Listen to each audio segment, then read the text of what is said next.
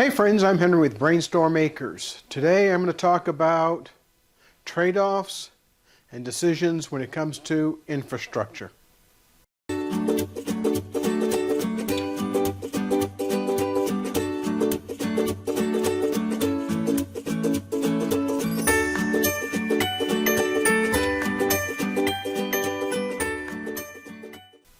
You see in front of me a 6-foot table.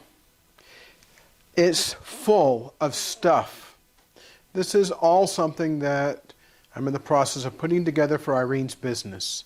It's a specialized kind of wax injection system. It has a vacuum.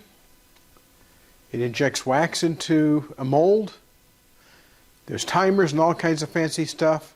But we're putting this together from low-cost solutions, low-cost parts.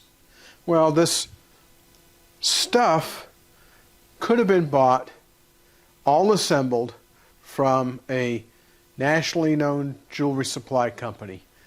They're great quality, they know their business, but you know the funny thing is an awful lot of the things that go into their products are manufactured in China, just like everything here, all of it.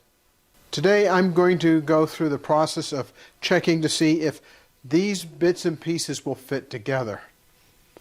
Well, what do I mean by that? There are connections that go to this vacuum pump and to this compressor.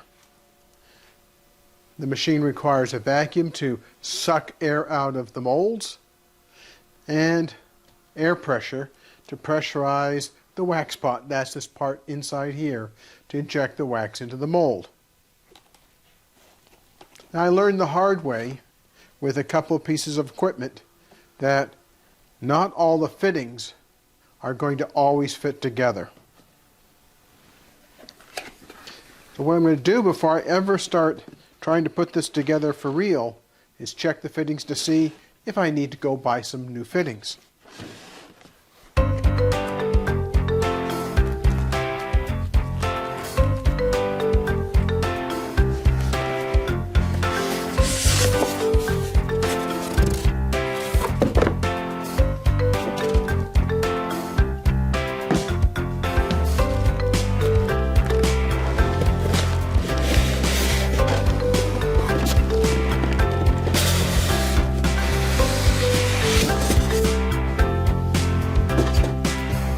I'll just get that box out of the way.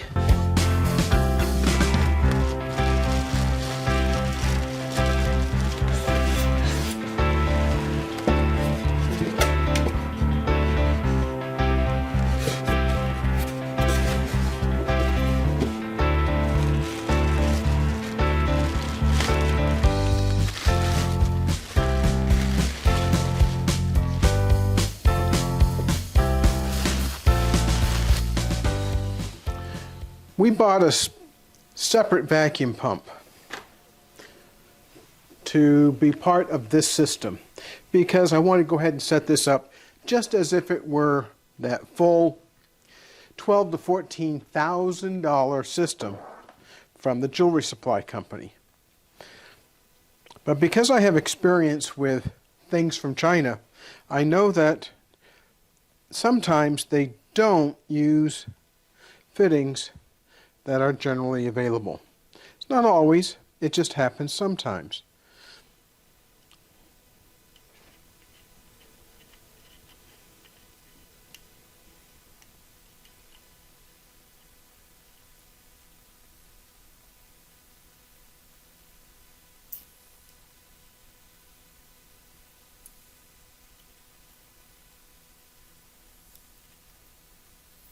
Now, there are two port fittings on this pump that can supply vacuum to this piece of equipment.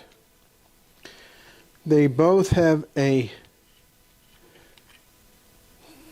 one of them has a tapered fitting and the other one is just a straight connection.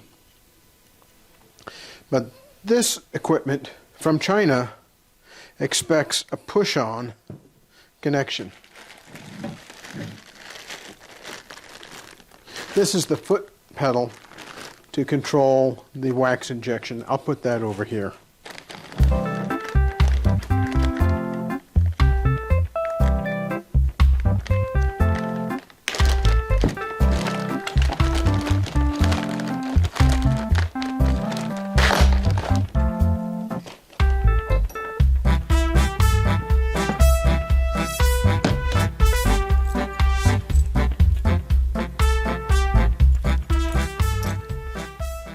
This is a control cable, as is this one. And here is the vacuum and pressure tubing.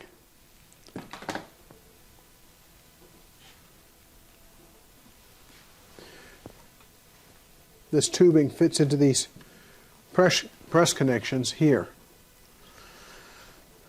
Now, there's no similar connections on this vacuum pump, which means I'm going to have to go buy some fittings to connect this push style connection to the vacuum pump.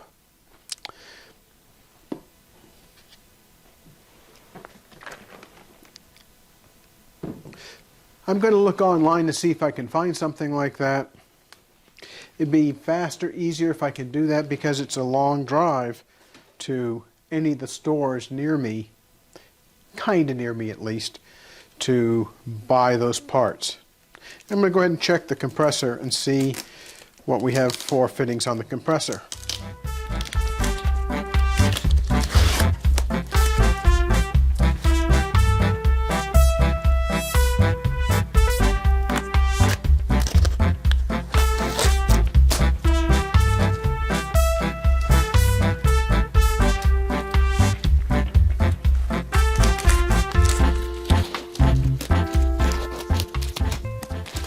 This looks to be factory sealing on this box, which is a good thing, because sometimes when you buy products from companies that import products from China, they take a return and they'll rebox it and then sell it to you again. Sometimes there's not a problem, sometimes there is.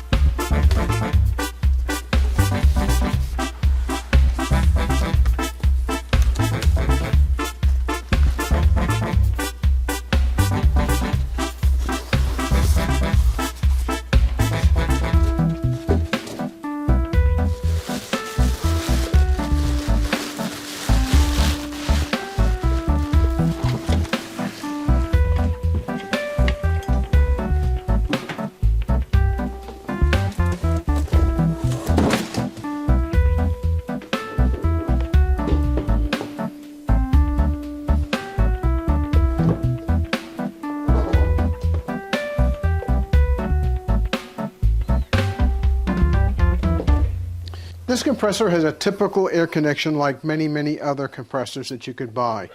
Why did I buy these particular products? Well, this was the lowest cost, lowest priced compressor, and this was also the lowest priced vacuum pump. They should last well beyond a year, but I acquired a warranty plan that this will just be swapped out if there's a problem. Now, this isn't going to be a machine that's in constant use or heavy use. It will be relatively lightly used. Both of these should do just fine. I bought this vacuum pump, even though I have a vacuum pump that would probably do the job, because I want all these things to fit together on a cart that will stay down in Irene's studio. Now that I've identified the fittings that are on both of the products, I'll find fittings that will allow me to connect tubing like this between the compressor and the controller, and the vacuum pump and the controller. It's a matter of finding the fittings. I'm convinced I'll be able to find them, but now that I know that's the case, I can start looking. Why did I do this? Well, To do the same job as we're going to be able to do with this piece of equipment, we would have had to spend between $11,000 and $15,000. That's not in the budget. All told, everything you see here is about $1,800. About 1/8 of the price of going to a big jewelry supply company. There's a reason why they charge money. I'll have to put time into putting this together and time into figuring out what's working right and what isn't. But that's okay because we'll be saving at least $10,000. Now when you're trying to create a homestead, this is kind of a microcosm of homestead life. If you're going to build your own place, your own home, like we did, you'll have to figure ways to do things. Maybe not with the exact parts that you would see in a fine home building magazine, but parts that are certified to do the job that you need done. Everything that we do here on the homestead is like that. Parts aren't always available, or at least the parts that we want aren't available. So we have to improvise. It takes a lot of brainstorming. That's why every single show that you see from us, we always say to keep brainstorming. It took me over a year to find these two parts of the solution. These two are easy to understand and easy to find. They're just a little over $100 at Harbor Freight. Now those are Chinese products. That's okay. As long as they run, they'll work just fine. This system doesn't require a lot of pressure. It doesn't require a lot of vacuum. The amount of wax that's being injected is small. The air space inside this machine is relatively large, so you tend to keep the air pressure constant. We'll see how it works out. It may take me some time, but it will eventually work. Well, thanks for watching. Don't forget to hit like, subscribe, and ring the bell for notifications because we're going to be doing a lot more stuff. Thanks for watching. We'll talk with you later. Bye. Hey, don't forget to brainstorm. We do.